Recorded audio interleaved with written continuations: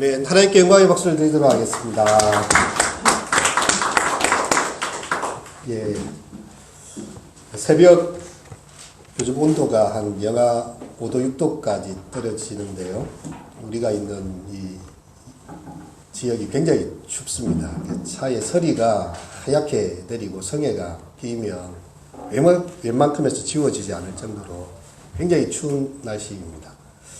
예. 새벽 예배를 위해서, 기도를 위해서 또 이 자리에 나오면요, 이 본당이 깜깜해요. 근데 이제 가장 작은 불을 하나 탁 켜면요, 그 작은 불 하나 때문에 깜깜하고 추운 이곳이 환해지고 따뜻해지는 것을 보게 됩니다. 여러분, 빛과 어둠이라는 것이요, 정말 짙은 어둠 속에서 한 줄기 빛이라는 것은 굉장히 큰 힘이 있습니다. 17세기에 그 바로크 시대의 유럽 회화 사상의 최고의 작가라고 불리우는 렘브란트, 빛과 어둠의 연금술사라고 이야기하죠. 그 어둠과 빛 사이를 마치 이 조각처럼 탁 대비시키면서 명암을 이렇게 대조하면서요, 이 그림의 그 깊은 세계를 그려낸 대가 렘브란트가 있습니다. 그의 인생의 황혼기에 그림을 하나 그리게 되는데, 탕자의 귀향이라는 그림이지요. 혹시 그림이 앞에 띄어졌나요? 암스테르담에서 이름을 날렸던 미술계의 거장이었던 렘브란트는요, 초상화를 잘 그렸어요. 자화상도 많이 그리고, 아마 그 회화 작가 중에 자화상을 그렇게 많이 그린 사람이 없을 거고요. 특별히 이제 초상화를 그리니까 사람들이, 당대의 거물들이 앞다투어서 이렇게 초상화를 그려달라고 부탁을 했습니다. 렘브란트의 그림들은 너무 잘 팔리고, 그리고 그의 콧대는 너무나 높아서 사람들이 각각 돈을 주면서 자기 초상화를 그려달라고 했는데, 이 그림 하나에다가 다 집어넣고, 이제 야경꾼이라는 그림이 혹시 기억나실 겁니다.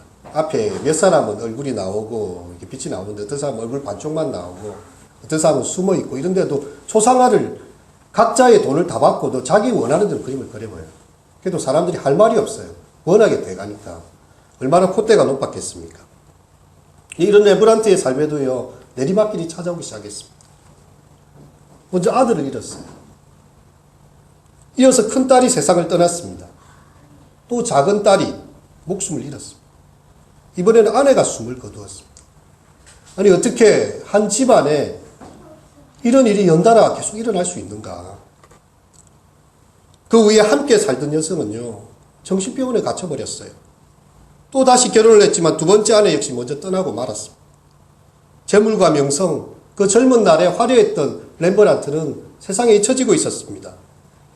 그리고 세상과의 작별할 날을 얼마 앞두고 자기 앞에 마지막 남아있던 아들 티투스마저 앞세우고 말았어요. 그야말로 어마어마한 상실을 온몸으로 살아내야 했습니다. 잇따라 세상을 떠나는 가족들과 함께 렘브란트의 삶도 조금씩 죽어가고 있었습니다.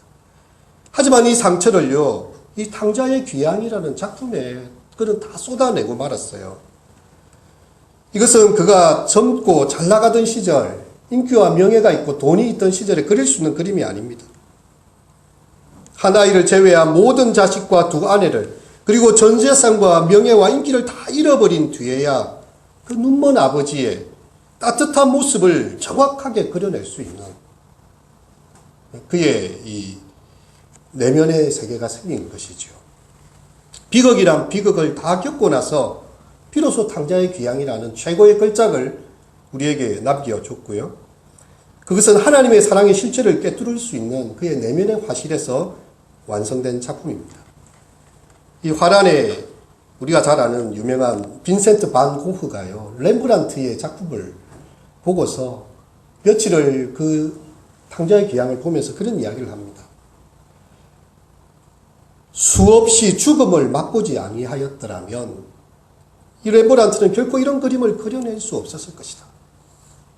그 영혼의 섬세한 터치가, 그의 영혼의 깊은 묵직한 흐름이 그 그림 하나에 다 녹아 있다는 것입니다. 성경의 누가복음 15장에 예수님의 비유에 등장하는 탕자의 이야기를 고스란히 화폭에 옮겨 놓으면서요, 모든 것을 다 잃어버린 아들이 벌거벗긴 것 같은 그 누더기 옷을 걸치고 그 당금 하나, 자기 아들이라는 그 당금 하나를 그 마지막 자존심을 걸고 왔을 때 아버지는 두 손이 좀 다르죠. 한 손은 아버지의 손과 같고 한 손은 어머니의 손과 같은 그 손이 날개처럼 아이를 그냥 다 품어주고 있습니다. 마치 당자는 새로 태어난 아기 같은 그런 모습으로 그려지고 있는데요. 그 빛이 아버지와 아들을 따뜻하게 감싸 안고 있습니다. 그리고 이 그림을 그린 후에 2년의 시간이 지났어요.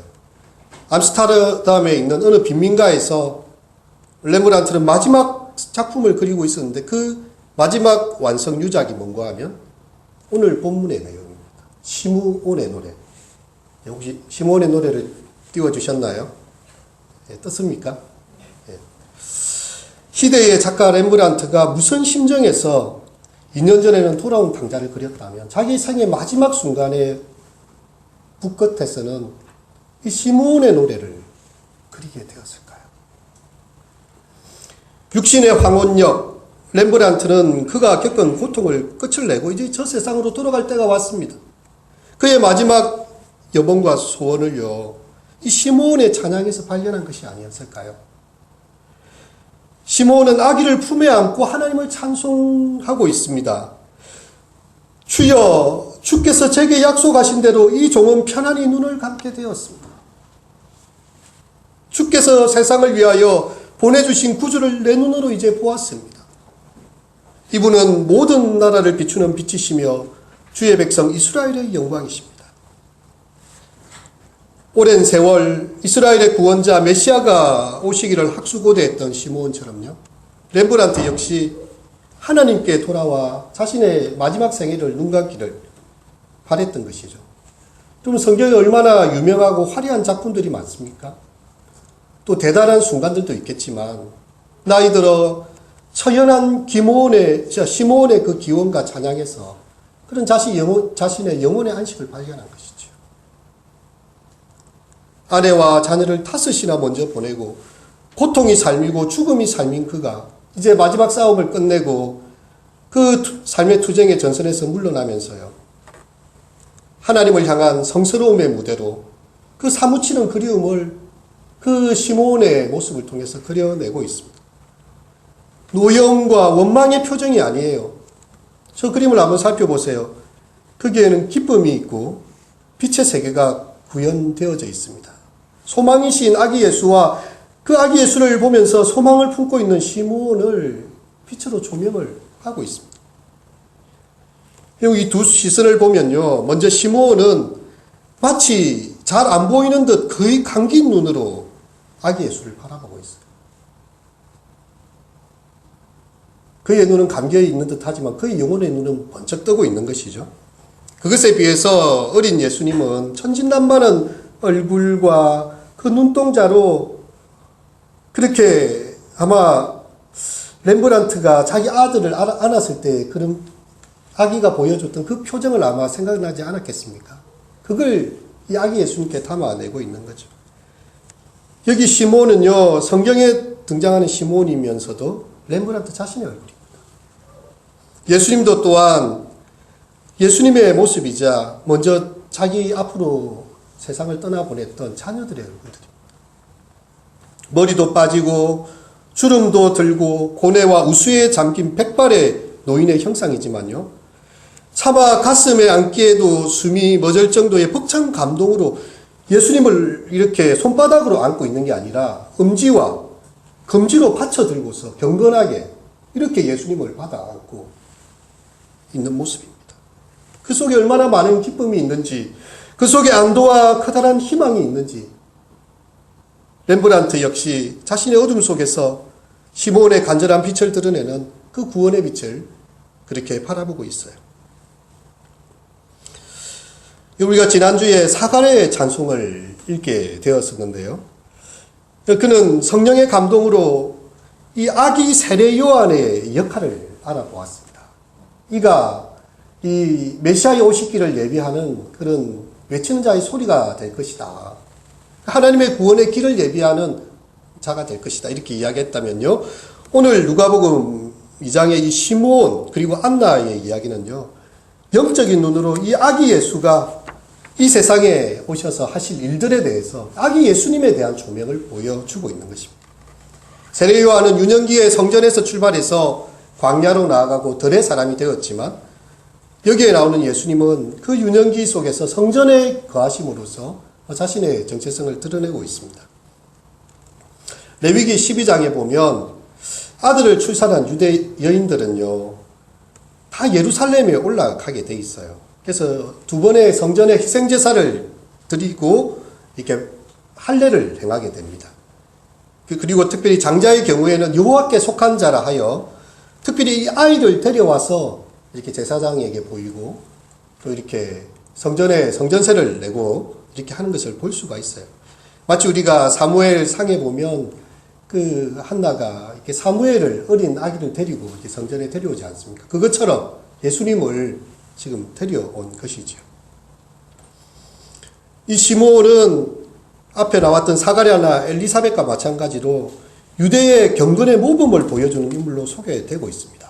예루살렘에 시므온이라 하는 사람이 있으니 이 사람은 의롭고 경건하여 이스라엘의 위로를 기다리는 자라.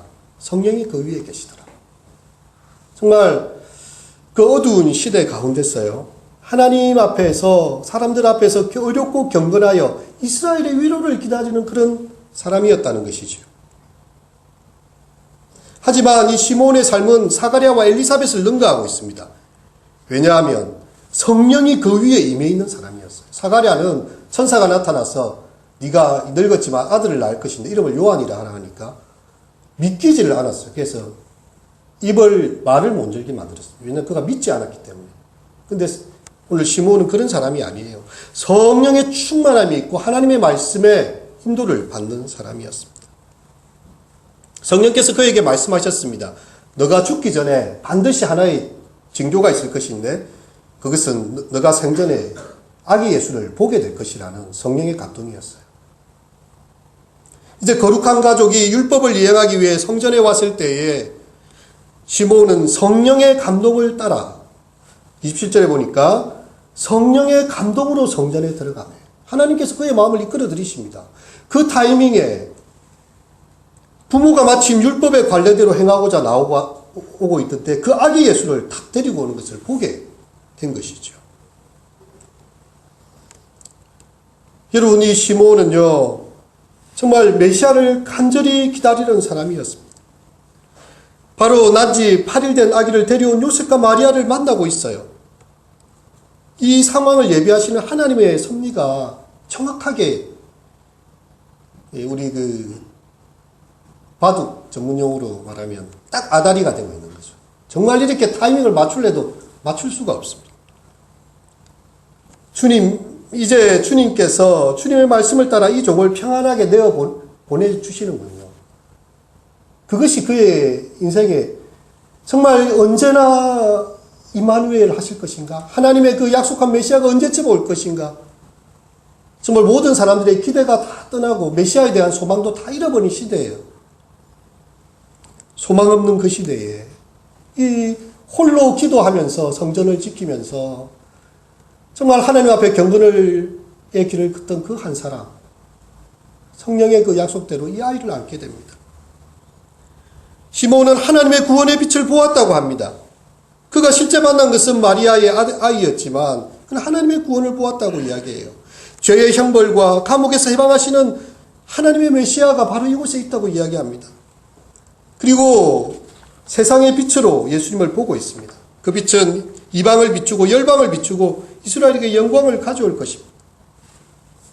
그리고 시므온은 예수님을 분열의 원인으로 보고 있습니다. 어떤 사람에게는 걸림돌이 되고 있지만 어떤 사람에게는 주춧돌이 되는 그런 존재로서의 예수님입니다. 예수님 때문에 흥하는 사람이 있는가 하면 망하는 사람도 있을 것이다. 예수님 앞에 중립이란 없다. 이렇게 이 세 가지로 이렇게 보여주고 있습니다. 경건한 자들의 오랜 기다림, 간절한 소망을요, 하나님께서 외면하지 아니하셨어요. 그럼 당시에 이스라엘이 영적 깊은 잠에 빠졌습니다. 메시아가 오셨다고 이렇게 유대인의 왕으로 나시니가 어디 계시뇨? 이렇게 동방의 박사들이 몇 년을 혹은 몇 달을 걸어서 이 메소포타미아로부터 정말 그들이 긴 여행을 거쳐서 이 헤롯에게 도달했을 때요. 왕으로 나시니 이 메시아에 대한 이야기를 할 때 온 성이 요동해거든요. 소동합니다. 왜? 그들은 이 메시아를 기다리지 않았습니다. 헤롯은 살기가 등등해요. 나 말고 무슨 또 왕이 생긴단 말이에요. 그럼 그들은 메시아를 기다리지 않았습니다. 그 당시에 서기관들은 베들레헴 에브라다야 이러면서 그 구약의 미가서의 예언을 끌어낼 줄은 알았지만 예수님께 가서 경배하지도 않아요. 예수님의 오심에 무관심한 때입니다. 메시아가 오시더라도 그들은 자신의 세속적인 영광을 여전히 유지하기를 바랬던 그런 시대입니다. 그런데 하나님의 구원을 기다리는, 이스라엘의 위로를 기다리는 신실한 사람이 남아 있었어요. 오늘 시므온 같은 사람이고 안나 같은 사람입니다. 그들을 보존하셔서 낙심하지 않고 소망 가운데 그 약속의 실현이 이루어지는 것을 마침내 보게 하시는 것입니다. 그리고 날마다 우리에게 주시는 주님의 약속을 붙잡고 우리의 소망을 부끄럽지 않게 하시는 하나님의 신실한 빛을 우리는 얼마나 기대하고 있습니까? 시편 119편에 보면요.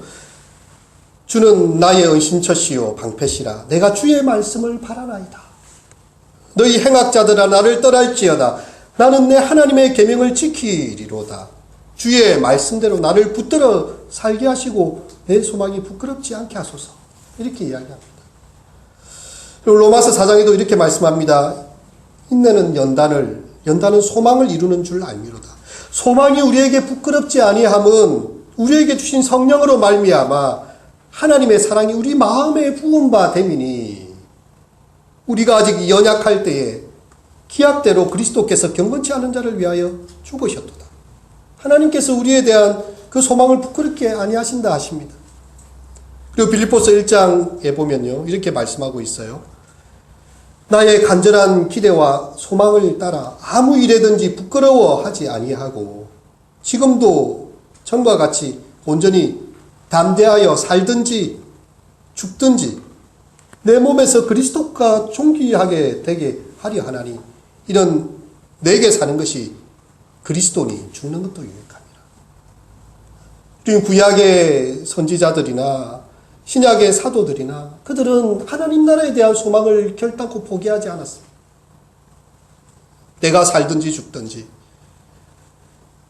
오직 내 몸에서 그리스도만 존귀하게 되기를 바라면서요. 그렇게 살아가고 있어요. 여러분 오늘날 크리스마스가 가까이 오고 또 성탄절이 이렇게 되면서 정말 여러분은 우리 성도들은 주님을 기다리고 계십니까? 다시 오실 주님.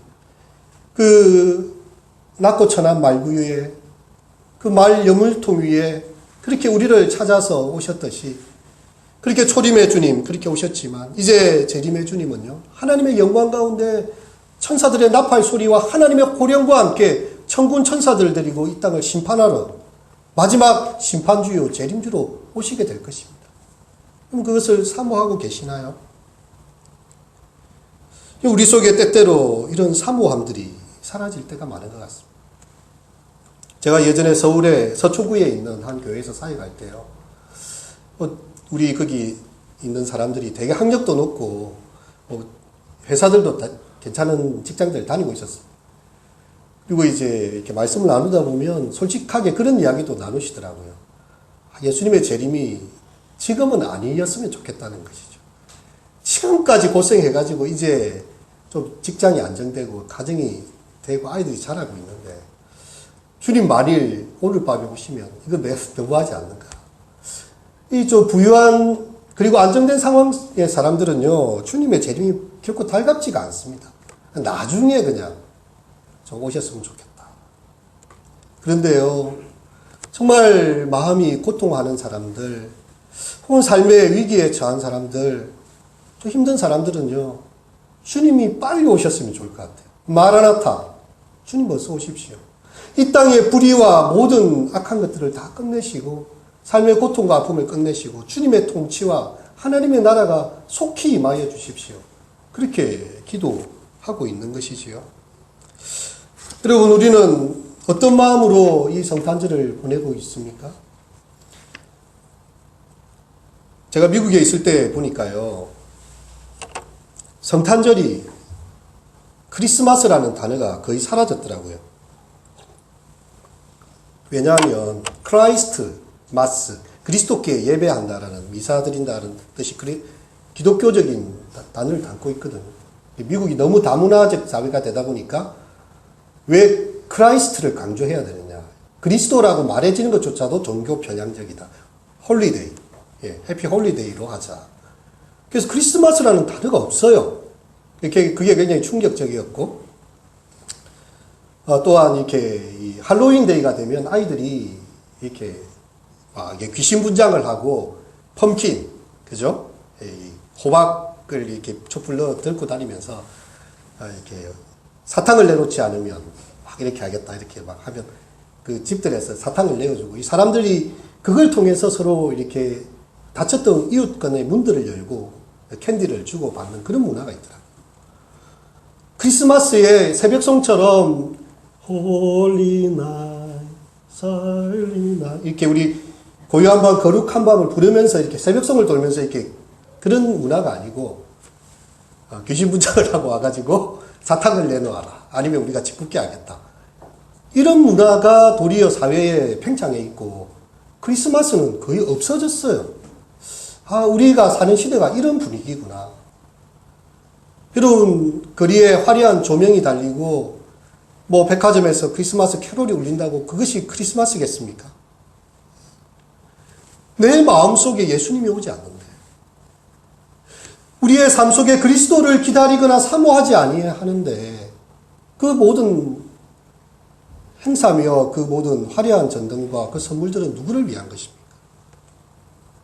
이 시몬은 이스라엘의 위로를 기다리고 있어요. 이 민족이 나라를 뺏기고 그 폭군 헤롯에 의해서 사람들이 고열이 빨리고 있고, 서기관들과 대제사장들은 자식들의 이속들만 취하고 있고, 백성에게 아무런 위로자가 없어요. 예루살렘 성전도 있습니다. 하지만 사람들은 거기에서 위로를 얻지 못합니다. 하나님은 어느 때에 약속한 메시아를 우리에게 보내주시겠습니까? 정말 그리스도에 대한 기다림으로 그는 자기의 인생의 마지막 성령의 음성을 들은 것이지요. 그리스도를 보기 전에는 너는 죽지 아니할 것이다. 그것이 나에게 마지막 주님의 말씀이 되겠군요. 이 시몬은요, 이 아기를 안고 하나님을 찬송하여 이렇게 이야기합니다. 주제여, 이제는 말씀하신 대로 종을 평안히 놓아주시는 도다. 내 눈이 주의 구원을 보았사오니 이는 만민 앞에 예비하신 것이요 이방을 비추는 빛이요 주의 백성 이스라엘의 영광이니이다. 이제 내가 죽어도 여한이 없는 것이죠. 왜냐하면 구원에 비친 그리스도를 나의 눈으로 생전에 보았는데, 이분이 오셔서 이방의 빛이 되시고 만민 앞에 예비하신 그 이스라엘의 영광이 되시고, 이제 이 종은 평안히 갈 수 있겠구나.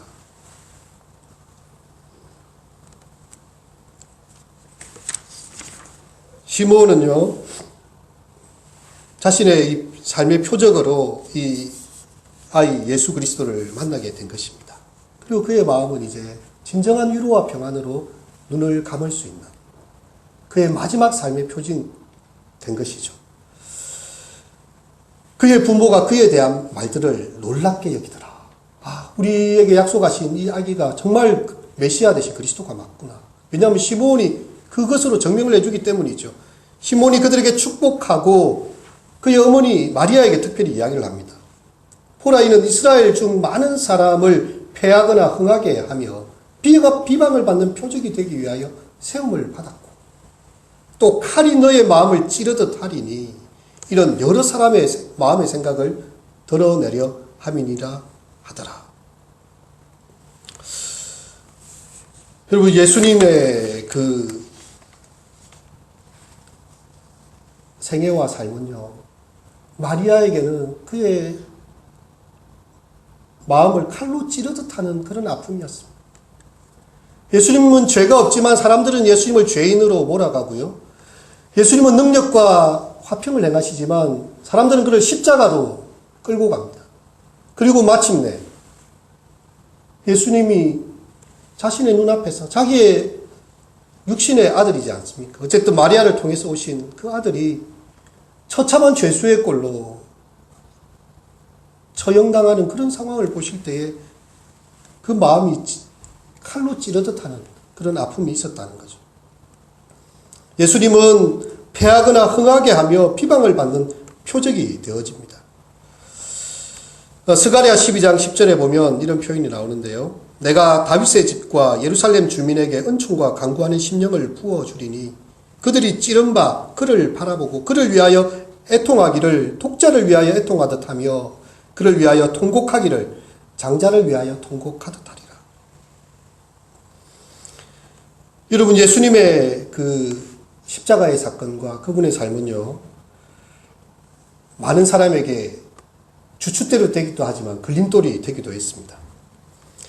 예수님께서 성천하신 이후에 베드로와 요한이 성전 미문을 올라갑니다. 한 사람이 이렇게 손을 내밀지요. 도움이 될까 하여 손을 냅니다. 그때 베드로가 주목하여 봅니다.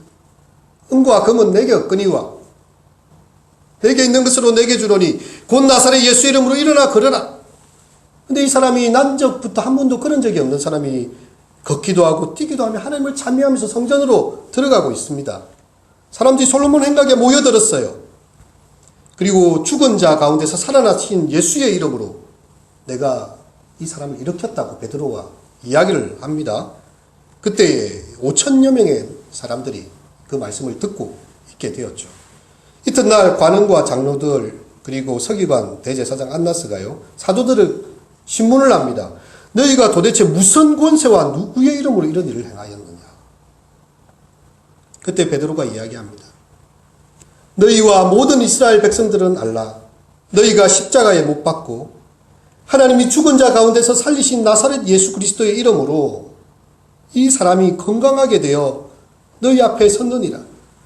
이 예수는 너희 건축자들의 버린 돌로서 집 모퉁이의 머릿돌이 되었느니라. 다른 이로서는 구원을 얻을 수 없나니 천하 인간에게 구원을 얻을 만한 다른 이름을 우리에게 주신 일이 없음이니이다. 여러분, 그렇습니다. 예수님은요, 유대인들에게 배척당하고 십자가에 못 박혀 죽으셨지만 그는 또한 죽음에서 다시 살아나셨습니다. 예수님을 메시아로 영접해야 될 그 자칭 건축자인 유대인들은 예수님을 버린 돌처럼 버렸어요. 십자가에 못 박았습니다. 하지만 하나님께서 그를 모퉁이 돌로, 가장 긴유한 돌로 세우시게 된 것입니다. 보배로운 돌로 만드셨어요. 베드로 전후서에 보면요, 이 보배로운 산돌처럼 너희도 그 어린 양 같은 예수의 보배로운 피로 구속함을 받은 산돌이 되었다고 이야기합니다. 그리고 마치 자석에 붙어 있는 못이요, 그 자성을 받아서 이렇게 또 다른 것에 자석의 역할을 할 수 있듯이 산돌이신 그리스도의 피에 적셔진 우리는 그리스도의 산돌이 되었어요. 그리고 신령한 집을 세워갑니다. 베드로에게 예수님께서 말씀하신 것처럼 내가 이 반석 위에 내 교회를 세우리니 음부의 권세가 이기지 못하리라. 주님의 몸된 교회가 세워져 갈 때에요, 많은 사람들이 핍박을 합니다. 초대 교부 중에 하는 사람이 터툴리아는 그런 이야기를 했어요. 이 복음 때문에 수많은 사람들이 잡혀서 사형을 당하고 죽임을 당한 일이 참 많았습니다. 왜냐하면 로마의 황제만을 신이라고 말하던 그 로마 황제 숭배의 시대에 퀴리오스, 우리는 또 다른 주님이 있다라고 말하는 사람은 그리스도인들밖에 없었거든요. 하늘과 땅과 모든 권세를 가지신 그리스도 앞에 그 이름 외에는 우리가 결코 절할 수 없다. 그러니까 얼마나 많은 사람들이 순교의 현장에 끌려가게 되었겠습니까? 순교의 피는 교회의 씨앗이 되었다. 우리가 예수 그리스도를 믿고 그 신앙을 이렇게 드러내고 지키려고 하면요, 보이지 않는 영적인 다툼들이 많습니다. 우리가 교회를 주일날 한 번 오려고 해도 얼마나 방해가 심한지 아십니까? 저도 이렇게 예배를 인도하고 설교를 준비하지만요, 일주일 내내 보이지 않는 영적 공격과 제 마음을 들었다 놨다, 한번 지옥에 집어넣었다가 막 끌어냈다가 하는 그런 수없는 갈등과 일들을 겪을 때가 참 많이 있습니다. 과연 내가 이번 주에 가서 하나님의 말씀을 말씀대로 설교할 수 있을까 싶을 정도로 제 마음을 흔들어대는 일들도 있습니다. 우리 성도들의 삶도 마찬가지죠. 우리가 예배를 지키기 위해서 이 자리에 하나 오는 것조차도 그것을 저지하기 위해서 사단이 보이지 않는 공격을 합니다. 하물며 우리가 빗댄 그리스도의 복음을 누군가에게 전해주려 한다면요. 그들을 사망의 권세에서 생명의 빛의 나라로 옮기려 한다면 어찌 사단이 우리를 공격하지 않고 가만둘 수 있겠습니까? 오늘 말씀처럼 우리는 비방을 받는 표적이 될 수 있습니다. 하지만 그것이 영혼을 살리는 일이라면, 그것이 한 사람에게라도 구원의 빛을 전해주는 일이라면 우리가 그 길에 서야 되지 않겠습니까? 아마 마리아는 이 말을 듣고 참 여러 가지 마음이 복잡했을 수 있습니다. 아, 내가 메시아를 그리스도의 어머니가 된 것이 이렇게 힘든 일이구나. 하지만 그는 그의 사명을 포기하지 않았어요. 마지막 끝까지 그의 사명을 그의 인생으로 다 쥐고 가고 있습니다. 우리에게 예수님은 어떤 분입니까? 보배가 되든지 거치는 반석이 될 수밖에 없어요. 아, 예수님 당신 때문에 내 행동이 너무 제약을 많이 받아요. 좀 잠시 어디 가 계실 수 없나요? 아, 죄를 짓고 싶은데 당신 때문에 죄를 지을 수가 없잖아요. 그래서 우리 시대에는 그 인문학에서, 철학에서 신은 죽은 신이 되어버렸습니다. 철학자들이 신을 없애버렸어요. 그래서 사신신학의 시대다라고 이야기를 하고 있습니다. 우리가 하나님의 말씀에 순종하고자 하면 빛 가운데 행하는 자가 되어서 빛으로 오듯이 우리가 그 빛 안에서 발견되고 그 빛 가운데서 우리의 죄를 정결케 하는 그런 일이 되는 것입니다. 자기 땅에 오매 자기 백성이 영접지 아니하였으나 영접하는 자, 곧 그 이름을 믿는 자들에게는 하나님의 자녀가 되는 권세를 주셨어요. 우리 때때로 우리의 머리로는 예수님을 믿는다고 말하는 신자이면서도 우리의 삶으로 그분 앞에 순종하는 삶을 살지 않는 불신자의 모습을 갖고 있지는 않습니까? 믿는 것의 척도는요, 정말 그렇게 살아가는 삶입니다. 그 나무에 무슨 나무인지 어떻게 알겠어요? 우리가 이 앞에 있는 그 겨울에 앙상한 가지의 나무가 무슨 나무인지 어떻게 알겠어요? 열매를 보니까 알지요. 아, 뭐가 열매가 맺히니까 이게 모과나무였구나. 예, 벚꽃이 피어오니까 아, 이게 벚꽃나무였구나. 우리가 어떤 사람인지는요, 그 삶의 열매로 드러나게 되어 있습니다. 그분의 말씀을 보배롭고 존귀하게 여기고 정말 그분 안에서 이스라엘의 소망을 보고 하나님의 위로를 얻는 우리 모든 성도들이 되시기를 축원드립니다. 오늘의 말씀을 잠시 생각하시면서 과연 우리는 주님의 위로를 기다리는 자인가? 또한 우리는 주님으로 인하여서 이렇게 칼이 마음을 찌르는 듯하는 주님의 그 십자가의 길에 동참하고 있는 자인가? 우리는 그 주님의 그 구원의 은혜를 또 증거하고자 하는 자인가? 성령께서 우리 마음에 들려주시는 음성을 생각하면서 잠시 묵상함으로 기도드리도록 하겠습니다. 기도하시겠습니다.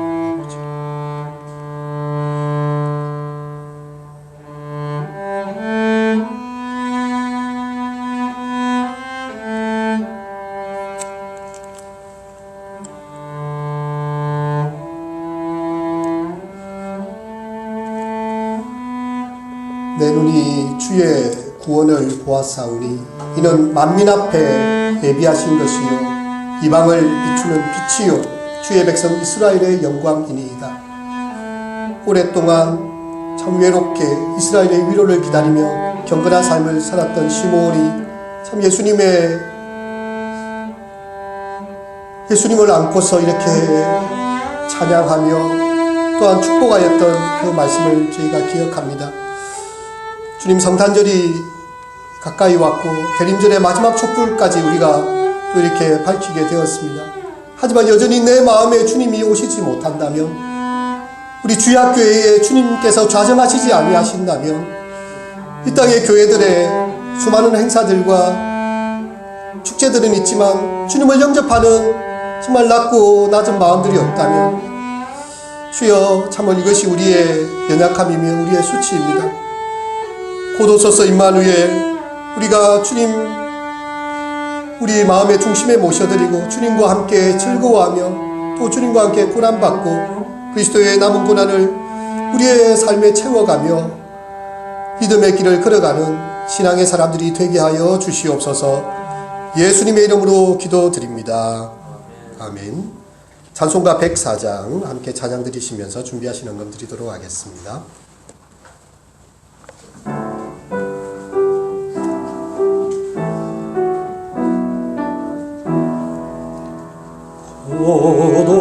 오소서 임마누엘 오응하소서 이 시간에 그 포로 생활도 달파 메시아 기다립니다.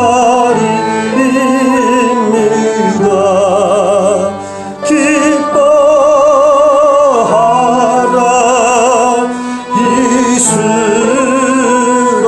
이스라엘 곧 오시리요 임마누엘 곧 오소서 지혜의 주 온 만물 질서 주시고 참 진리의 길 보이사 갈 길을 인도하소서. 기뻐하라 이스라엘 곧 오시리요 임마누엘